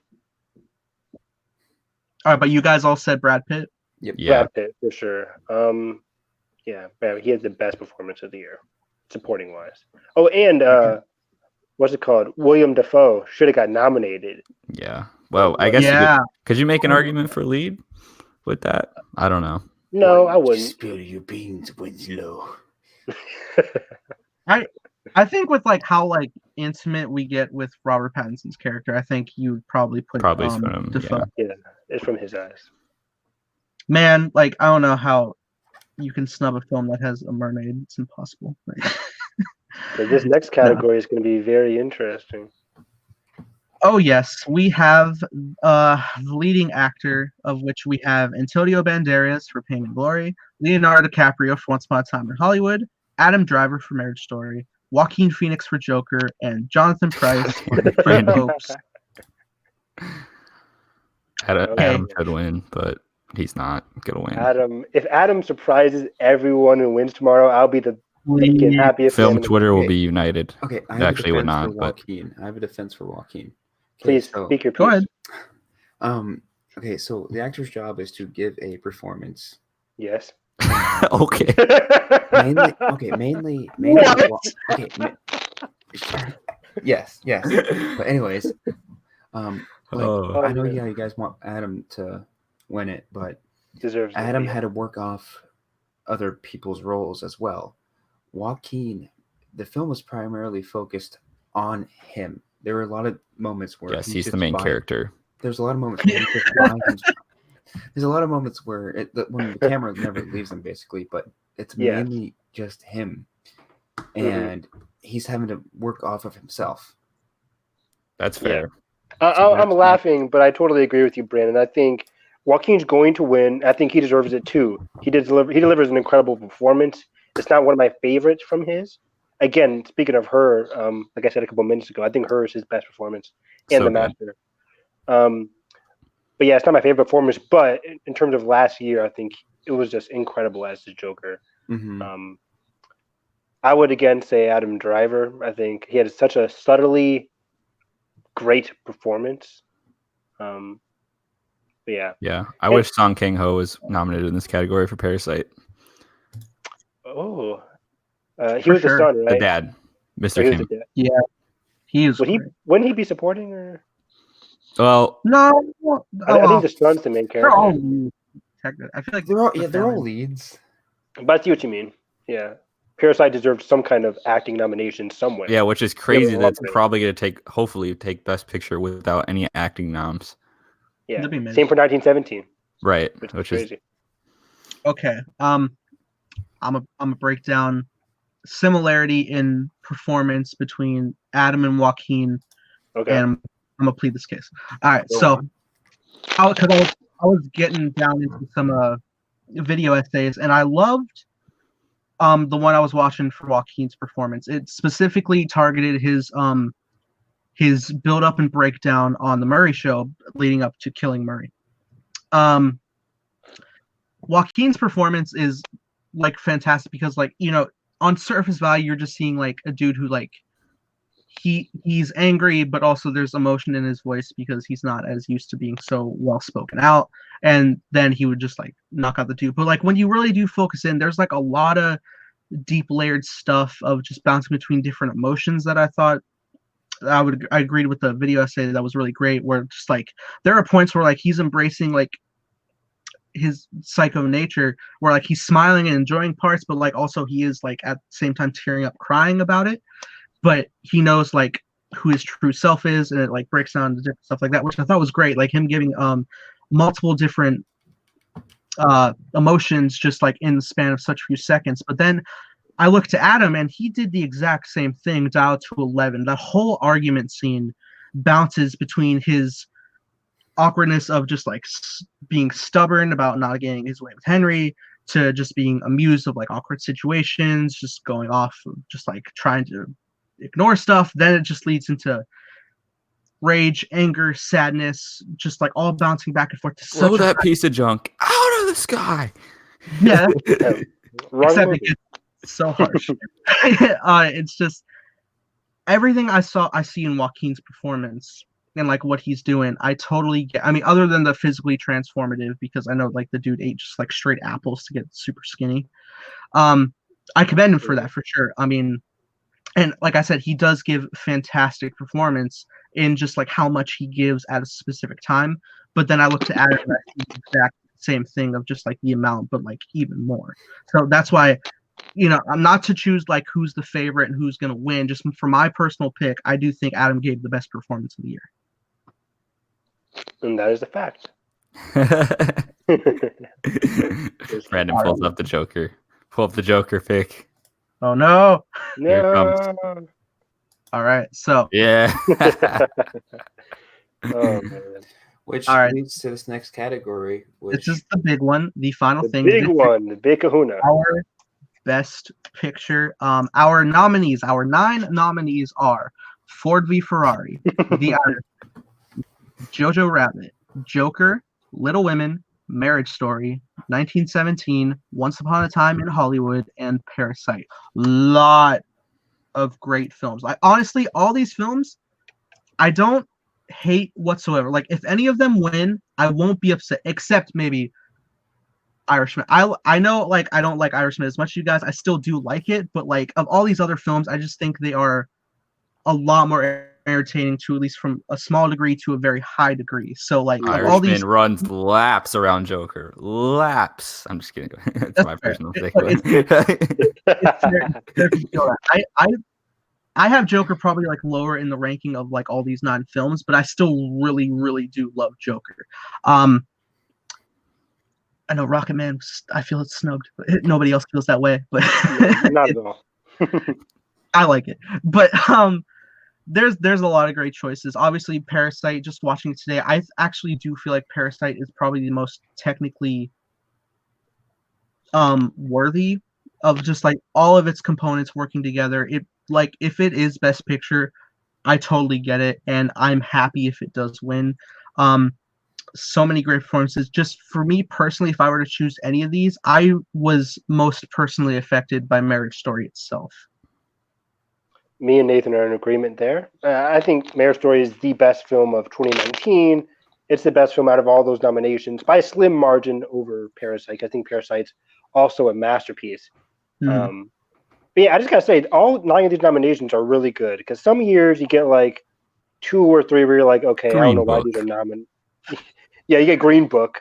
You get some like, I don't know why this is even nominated, but all those films are really stellar. I mean, I would include Knives Out and take out Joker, but overall, It's been fantastic list there. But yeah, Marriage Story, I think, is my favorite to win, but Parasite, I'm really hoping Parasite wins. Just in terms of like the statement it's going to make, it being a foreign film. It would be huge. It would be history. It would be huge. Yeah, exactly. In terms of like the message it just sends overall, in terms of like encompassing what 2019 was as a year, and what 2020 can be in general. Yeah, inside and outside of the film, I think Parasite deserves to win. Yeah, and just the fact that Bong Joon-ho has crafted something that speaks universally to class issues.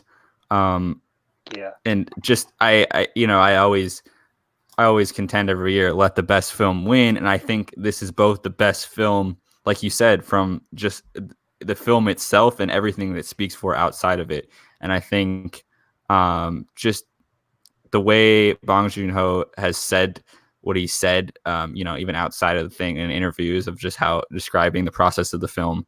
I think it truly deserves it, and it would be a huge step forward for the Oscars, and it would surely patch last year's wound that I still have of Green Book winning. I never heard of that film before. With Parasite, there's just so many underlying factors with every aspect of the film. I think Parasite deserves it.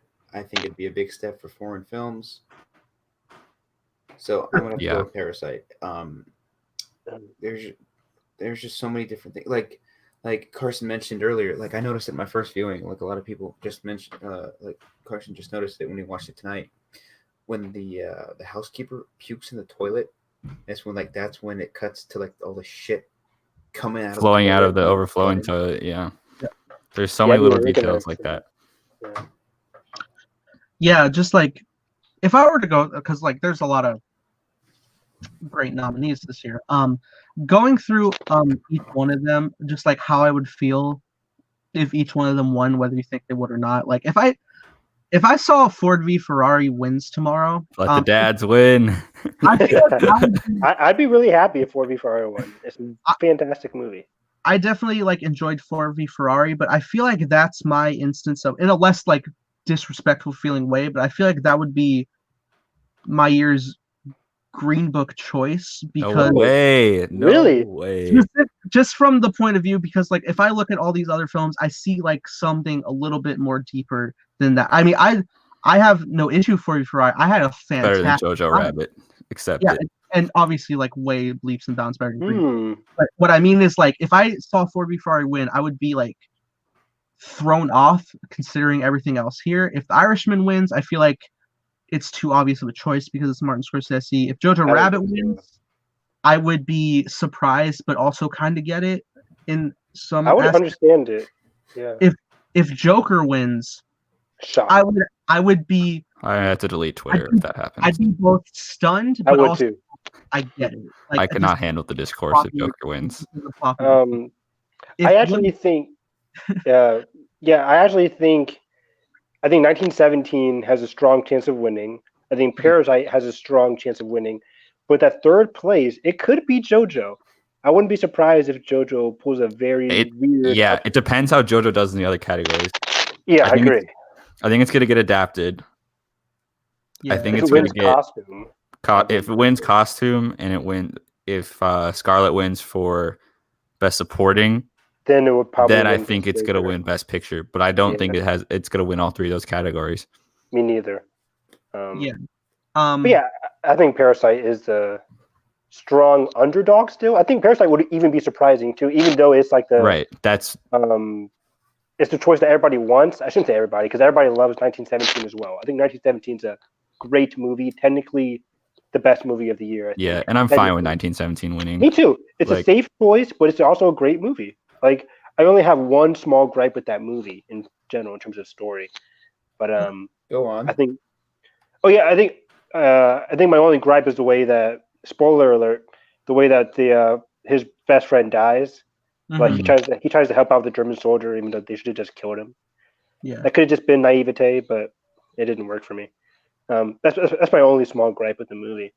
My first time seeing his friend die was I was like really thrown off because I was like already, but then like on my second viewing, I actually was more emotional from it because I was like, oh my god, this dude's not only like dying and it's like he's like panicking because he's dying, but also like his friend has to watch him die and deliver. Do you understand why he did that though? Helping out an enemy soldier? I get it from and I get it from a story perspective why he dies because like his friend is already like so cynical about like having been chosen for this mission that gives him the driving purpose to keep going. Yeah, I get that. We talked about this in screenwriting in terms of like right out the get-go, basically like the inciting incident, quote unquote, is basically they throw him in, and basically when the shot of them going through the trenches, the brother's just like going through. He's like, I'm fucking going. I'm doing this. And the dude's like, hey, let's like chill for a second. And basically by the time the one dude dies, he has to make a decision and be like, okay, I'm going to carry out this mission because, it's what he would have done. And now I feel obligated to. Yeah, he's his living legacy in that sense. Right. nobody else knows because they just throw it. It points to like just the absurdity of this whole situation of just throwing them into it, and especially just two of them to make them go faster because it's his brother. They literally hand him this motivation because they know he will get there faster or he'll try to. I agree with all that. I'm just curious why they chose the device of saving an enemy soldier, like, and to the point of giving him water. at least he was going to give him water. I think And this is 1917. The war's burning been alive. Humanity, I guess. I don't know. The war's been going on for 3 years at this point. It's 1917. The war's going to end in a year. I mean, but I guess we don't know their experience in the war to begin with. That's true. That's true. Like, I mean, let's just say you were in war and you're watching someone in the enemy lines right in front of you burning alive. What would you do? I would shoot him in a second. In a second. I would probably shot him. kill an Obi-Wan Kenobi and leave. Like, Or that too. Honestly, let him burn alive or shoot him to take him out of his mercy. They even say that in the movie. I think they're like, "Should we shoot him?" Right? they should have. I think one of them brings it up, like, "Should we shoot him? What should we do?" And then one of them says, like, "Let's take him out.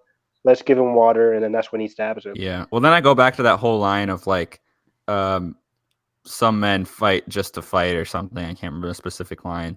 Yeah. So it's like it's kind of a breath from that. It's like, especially when we get to Benedict Cumberbatch's character, that's a great point, Thurston. He's mad because he's like, dude, you messed up my plans. Like, I had to call off this whole attack. Like, and it's like they're literally just lost in this hierarchy, and like nobody like looks at it any differently. And maybe like that decision can go back to somebody looking at it differently. He basically saved their lives. I like that. I like that. He basically saved their lives for like one more week. Right. And then it's bittersweet by the end because you're like, wow, that's it's so temporary. Yeah, the war still has to go on for an extra year. That's what that final shot is so good because he's like sitting on a tree. He sits down and takes a piss. Oh, the piss Carson, tree. Carson, you might have just I told me thought on about that that story. tonight. I was like, come on. Okay, I wanted to run through the rest of them real quick. Just like real quick, because just like of like if they win, like if Little Women wins, that would be the most pleasant surprise. I would scream. I would be so happy. I would be so happy. I'd be so happy for it. That would shock me in like the best way. If Marriage Story wins, I'll be over the moon. I would be in tears. If 1917 wins, I might feel odd because like I saw it like win Best Picture from so many different things, and maybe it's just because I feel like it's the safe choice. Yeah, and like watching again tonight, it is fantastic. I love it. I just feel like other films are more complex. Yeah. Once Upon a Time in Hollywood, I feel like it's another too obvious of a choice because it's Quentin. I love it, but like I just again see the other ones. And it's not even his best film. Yeah. For sure. And if Parasite wins, I'll be happy because it's totally well deserved. Mm-hmm. I said it better myself. Yeah. And that's definitely my take on all the Best Picture. You didn't mention Joker. I mentioned Joker. I said I think I said that right before Little Women. Yeah, if Joker wins, I feel like it's I would be both like just like I'd be on two completely different sides. I'd be like, okay, come on, but at the same time I'd be like, with how the world is with its popularity, I get it, but like I don't want it. Yeah, I just think about other comic book movies that have been much better. Yeah. I think Logan. I mean, whether you take like Black Panther, yeah, whether you take its filmmaking format and the look of it or not, I think Black Panther is better than Joker for sure. Me too. Absolutely. I think Endgame is better than Joker, but that's just me. No. That's a tough call for me. I don't know. I'm with Carson. That's a Carson, tough you still haven't rewatched it. Or Endgame. I haven't rewatched Endgame. I saw Endgame like twice, and I was like, I'm done. It's 3 hours of a lot. It's just a lot.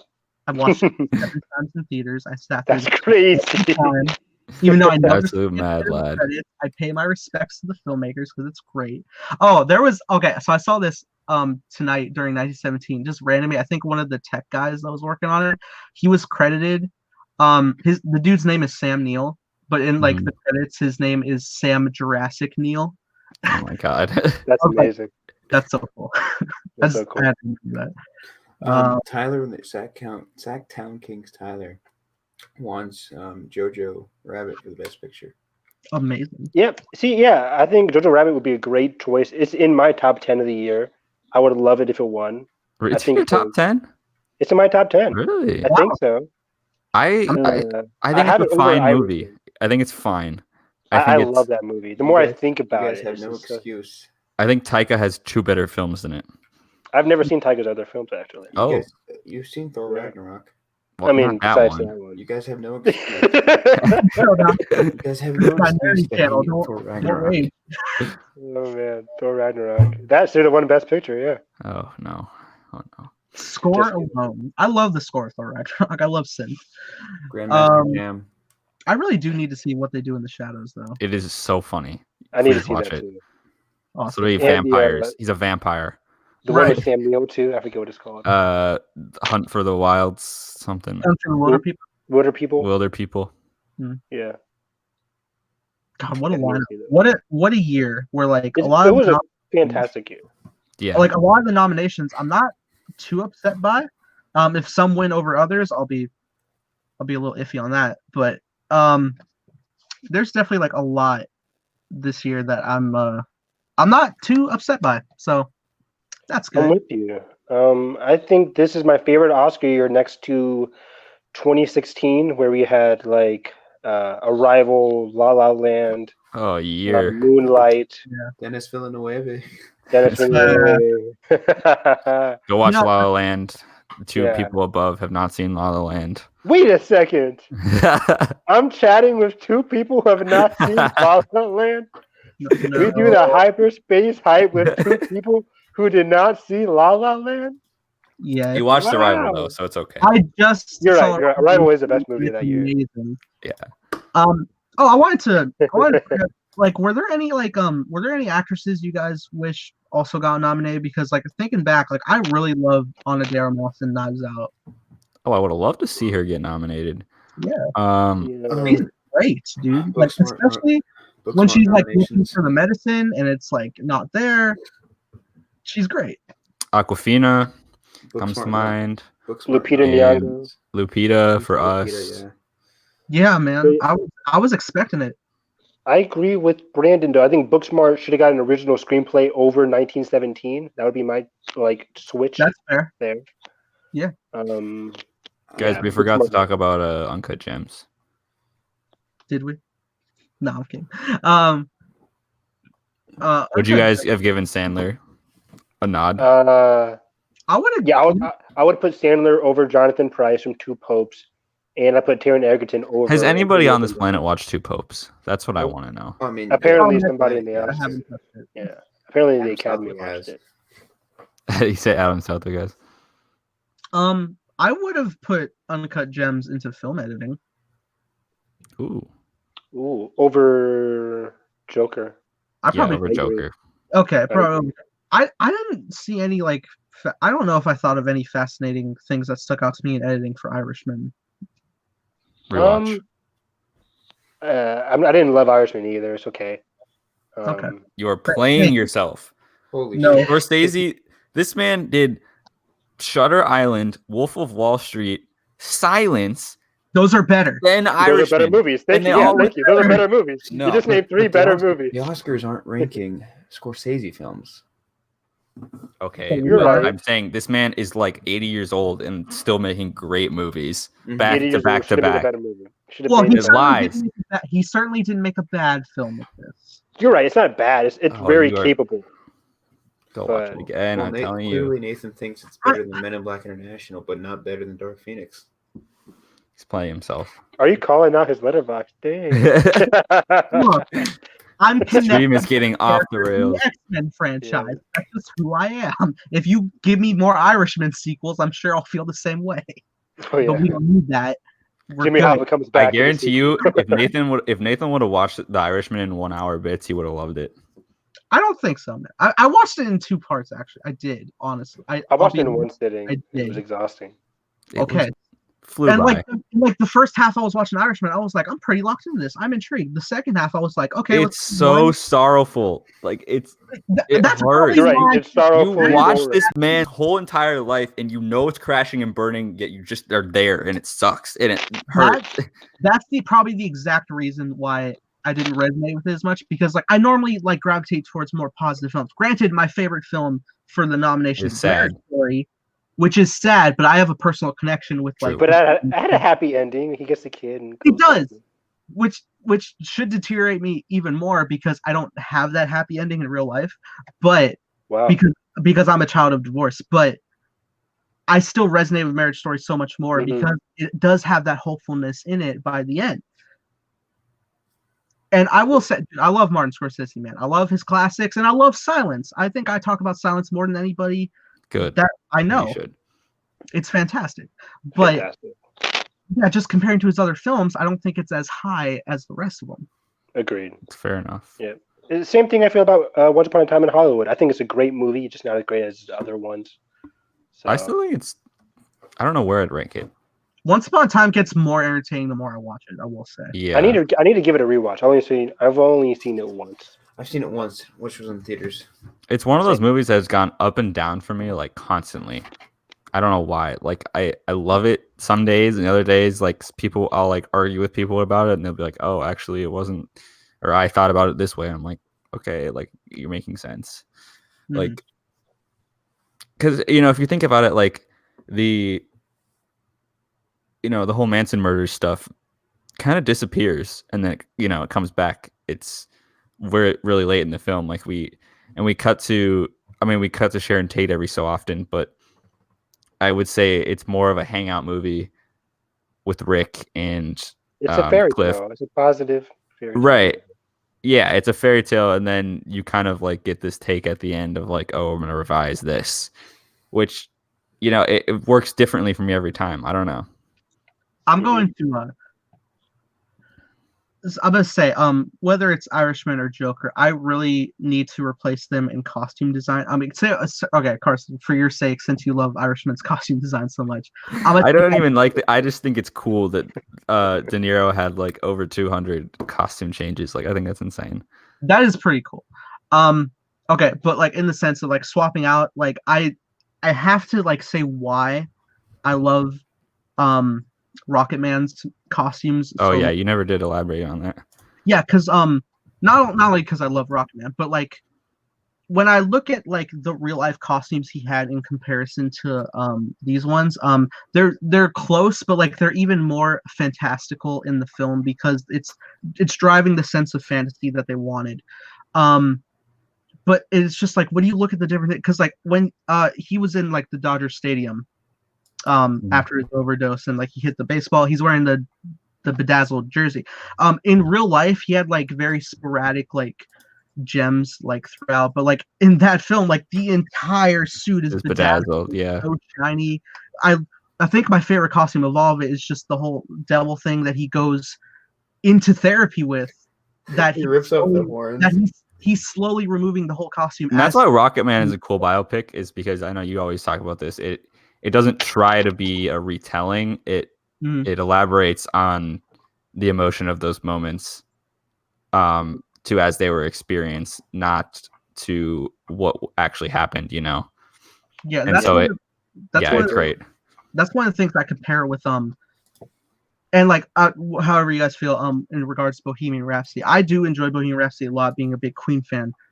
They had similar structure of the fact that they didn't go completely 100% historically accurate in time frame because they wanted to drive a compelling narrative. I like what Bohemian Rhapsody did, but Rocket Man amps it up even better because, like what Carson brought up, it takes the songs that he has at the time, but like they recontextualize them with his like real life, and like the trauma and stuff he goes through is what like birthed the form of the songs. Whereas in Bohemian Rhapsody, even though I do love it, we'll just stumble upon classic hits just because it's that time of the life. Like they'll have a big hit. I like this tune. Yeah, and like I love it. Like I love seeing them performing Another One Bites the Dust. It's great. But like when I watch the Rocket Man performance or like Benny and the Jets, and it's like just going through like the different drug fueled stuff, and like especially the Goodbye Yellow Brick Road song where like he's saying he's like losing everybody to the point where he's like, okay, this is it. I'm going to check myself in therapy. I'm going to fix myself. And then you get to I'm Still Standing at the end, and it's the most triumphant thing ever because he's finally fixed himself. It's really, it's such a good film, dude. I don't love it only because of the music. It really does have that like deep narrative stuff that I'm so driven by. It has a lot of heart. I think if it would have came out later in the year, it would have got a lot more attention. Yeah. Oh my god. I remember because like it got lost in like an opening weekend. In May, right? Why did they release it in May? It opened up against Ma, the thriller, and also Godzilla, the big action thing everybody was waiting for. That it just kind of was. I saw all three opening weekend. So did I, and that was insane. God. But oh my god, Rocket Man is a film that definitely should have released later. It should have released in November, like Bohemian Rhapsody did. It probably would have got more attention. Mm-hmm. Sighs of relief of getting the rant out. Right, just like everybody, just watch it. I'm just happy because like it's Taron really did give a great performance with like his transfer. Like they transformed everything. Like he shaped his hairline back. They painted his teeth to have the gap and everything. And the fact that he is actually singing, and again, make like it that much better. Yeah, and thing with Rami Malek, like I love him as Freddie Mercury. He did great, and yeah, granted, people were like, "Oh, he just lip synced."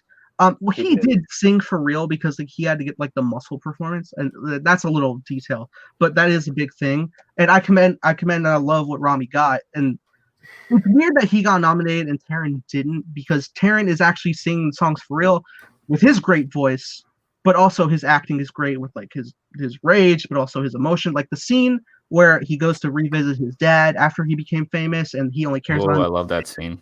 It's so heartbreaking because like you grow up with Reggie Elton, and like he's so neglected as a child, but then like you see his dad moved away and not only remarried but has 2 new children that he actually cares about, and he just treats him like the piece of meat celebrity that people would perceive him as, and he just gets in the car and he breaks down, and then he has to immediately go to confront his mom that he also gets broken down by, and then also his manager that he's dating punches him in the face. It's just like it's a whole downward spiral story that is so much more triumphant by the end when you get there. Yeah, I think he would have been nominated in a different year if it wasn't so jam-packed. It was a great year for acting. Yeah, and like also release date, like we were saying, like. Okay, but like, was Jonathan Price that good? I don't know. None of us know. That's the funny thing. Yeah. I mean, maybe Antonio's good. He probably is. He's a great actor. Leo already has your Oscar. I do love Leo in Once Upon a Time. He's so good. The breakdown scene. Leo was great. 8 fucking whiskey sours. You should have 4. You fucking alcoholic. I personally think Taron should have been nominated for Best Actor. Especially because of Pinball Wizard. People don't pay to see Reginald Dwight. They pay to see Elton John. That's a good impression. Right. Like that. It's so good. They left it in the soundtrack. Is it actually in the soundtrack? Yeah, it is. It's at the start of Pinball Wizard. They skip the next line that gets more explicit, but it's great, dude. And I love the whole format of it being a musical. It just like it amplifies it to being even more fantastical. Yeah. I will go on for hours about Rocket. We don't stop here. Oh, dude. It's so good. Any other Best Picture thoughts? Not really. I'm super excited for tomorrow. Like, yeah, I'm gonna be at work just watching this whole thing, not doing work. But you're super excited now, and you're gonna be disappointed. Yeah, I'm going out to a restaurant with friends. So last year it ended in me like walking to the bathroom several times as Bo Rap picked up various awards. But hopefully that doesn't happen this year. It'll be 1917 sweeping all the like undercard awards. Right, and then you'll just be like, "Oh, here comes the sweep." I honestly don't think there's going to be any kind of sweep this year. I think it's going to be a very diverse year in terms of all the categories. I hope so.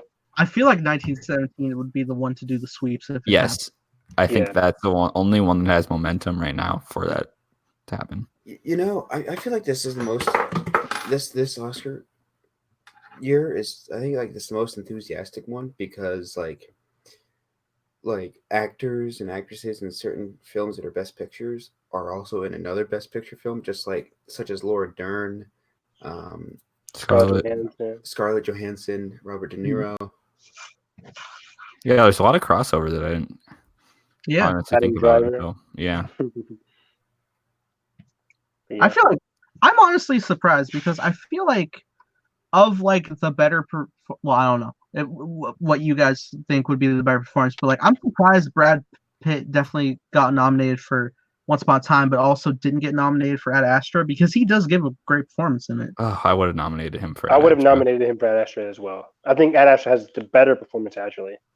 Does Okay. that work? Are you allowed to be nominated for multiple movies? Yeah, Scarlett Johansson. Scarlett Johansson, dude. Well, no, I'm just And- saying, like, In the same in the same category. I don't think so. Did I'm Jamie surprised. Foxx?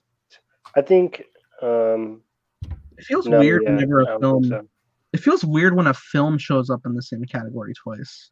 I feel like you should just pick the best one from that film. I disagree. Last year for The Really? Favorite, Rachel Weisz and Emma Stone got Yeah, nominated. they both Yeah. killed. Yeah, it. and they that's- both same deserved as it. like They're same as great. Al Pacino Yeah. and Joe Pesci. It's hard to Al Pacino and Joe pick between them. Pesci. Yeah, it's hard. I think both Sam Rockwell and Woody Harrelson were up for 3 Billboards. 3 Billboards. Yeah. I think so. And yeah, they're all great, but like I don't know, man. I feel like you should have some room for Have some diversity. Yeah. maybe they should open up the categories more. I feel like Best No. Picture needs a lot. Best I think, Picture needs to have 10 slots every year. I hate yeah, it needs to stupid lock that. 9 thing. Like, can you just why say you can do 10 when you're not going to do it? It's so dumb. It's so And then weird there'll because be it's a whole math thing. 7. Yeah. And I'm just like, you had more. It's right Mhm. there. I don't know. Do you guys think Best Director should be the same number as Best Picture? No. Okay. No. I don't think we should expand any Yeah. of the awards besides Best Picture. Yeah, I have to agree with that. I think I I mean, think yeah, they it does get to be a lot by that point. Exactly. Yeah. It has to be the best of the best. You don't extend like the NBA league, or you don't extend other tournaments. So- right. What is sports? Yeah, I don't I watch don't- sports either. It's like a hard balance because it's like if you open the floodgates, it's you take away the prestige and exclusivity of it. Hmm. But then if you stay so limited in everything, then you inevitably miss some things, and that's just gonna happen. But like, I just wish there was a way to get the favorite. I mean, not the Booksmart and the Farewell and Knives Out and some. Well, I guess It's the Knives cost Out of having so many good movies in one year. Right. 2019 was just a great year. It might not happen this year. We'll never know. Yeah, we'll see. and also it's a matter of which studios put the money down for these campaigns. It's Yep. it's a sad truth, but You're 100% correct. It gets funny because like I went to my Best Picture showcase today, and every year watching. tell. Yeah, I know, but every year going to because this was my 3rd year, so every time I make it yearly now, so every time I'm watching films throughout the year, I see a film that I'm always certain I'm like, well, okay, I do look forward to rewatching this Best Picture showcase, which I said that for Rocketman and Ad Astra, and I was shocked when both of them weren't nominated at all. Mhm. So it gets crazy. There's so many like good films that do come out. And we definitely especially in the fall season, it's like and that's especially like the Oscar bait season. But like Mhm. we definitely need to lock it down to like 10 slots for sure. I need AMC to lock down some sort of rights with Netflix to with play their Netflix film. to play for the. That'll Because never God, I happen. would have loved to see Marriage Story on the big screen. I know you did, Evan. It was great. So lucky. I don't know. I would have been happy sitting through The Irishman in theaters. I would have been fine. But Sure I you would.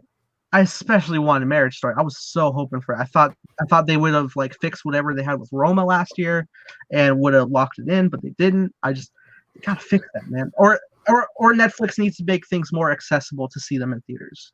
Mhm. Boy, what a discussion. Discussion. It was a great discussion.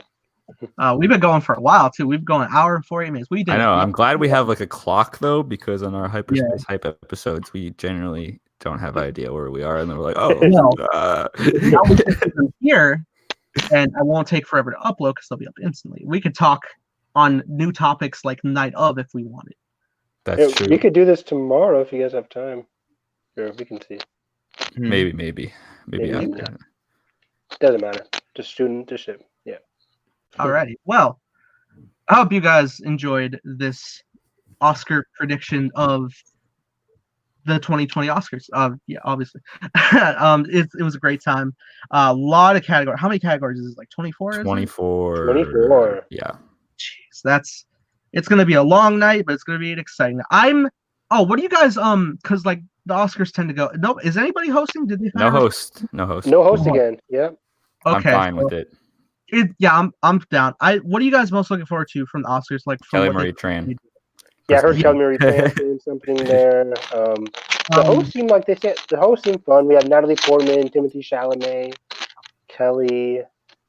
There's a I lot more forget, people like blanking. Brie Larson, Samuel Jackson, I love John the Boyega. I love every year that they do like a tribute to all of cinema in their opening. I always look forward to those. I cannot wait to cry at the in memoriam because there's always somebody I forget, and then Oh I'm gonna man, that's cry. gonna yeah. Peter But they're always Mayhew. Peter Mayhew will be. Yeah, Oh dude. yeah. Peter Oh, Mayhew's going to be in this one. Oh, don't they do the what's it called? Like the film edits of the year, like the edit of all the movies. Oh I yeah, love and then we I always yell love on them. Twitter, we're like, "You didn't include this." You didn't include that one movie that nobody else saw besides me. Yeah, Watch them not include Uncut Gems. right. I would laugh. I would not be surprised if they don't The include it. Academy's like, yeah, fuck you. Yeah, love F you, that. Adam Sandler. Fuck you, Adam Sandler from actually making a good film. I definitely look forward to the speeches from everybody. I hope everybody gets to say what they want to say because it's their time that they gave their best thing of their cinema that they worked on. Whatever they got to say, I'm intrigued. Go up there, accept your little award, thank your agent, and fuck off. Okay, Ricky Gervais. We don't have a host. You can't make me. I abide I by. just imagine the teleprompter saying that. Fuck off. Oh my god! Do you guys remember that like awful situation with like the crew, the VFX crew that worked on Life of Pi? Like their studio got shut down. They were gonna go into it, but like the mic cut off during their speech. Oh no. Yeah. It was I do awful. remember that. It's so Tragic. bad.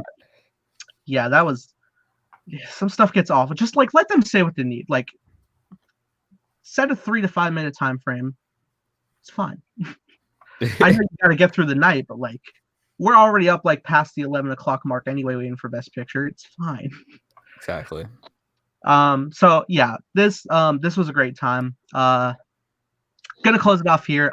If you guys wanna plug anything you got, Brandon, where can they find you? I got nothing. You got nothing. He's got nothing. Cool.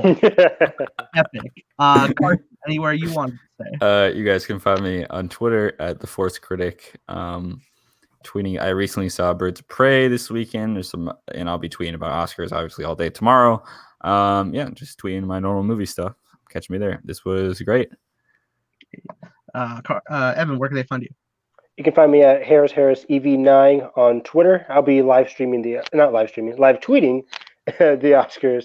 So I can't wait to react to all the craziness. I hope there's a lot more surprises than I think there's going to be.